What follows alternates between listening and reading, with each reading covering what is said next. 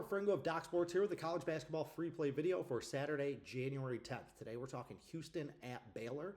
Get to your free play in a minute, but I do want to mention that Saturday is a huge day over at DocSports. We got NFL wildcard plays. I have a 7-unit NFL play on board in that Green Bay Chicago game. Also 7-unit NHL and 7-unit daily prop plays.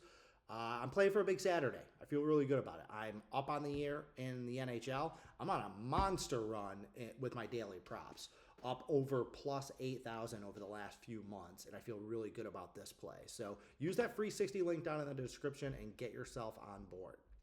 All right, we got Houston minus 4.5 at Baylor. This one tips off at 1.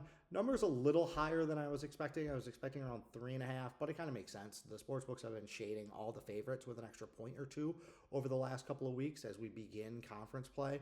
Houston's also the better team. They've won 8 straight games, going 5-3 against the spread. They've beaten Baylor 3 straight times, and Houston is coming off really nice wins at Cincinnati. They won by 7 last week to cover that number, and beating Texas Tech earlier this week. So they're playing some of their better basketball. Baylor is not. This isn't a vintage Scott Drew team. They have some athleticism. I like the Carr kid. Cameron Carr is fun to watch. Dan Skillings is a worker in the post. But they lost at TCU, and they just lost at home to Iowa State. I think there's a clear ceiling on what Baylor is going to be this year, and I think it's closer to an NIT team than an NCAA tournament team. They really haven't beaten anyone of note. This is Baylor since Thanksgiving, so I just haven't seen them show that they can jump up and bite a top 10 caliber team like Houston.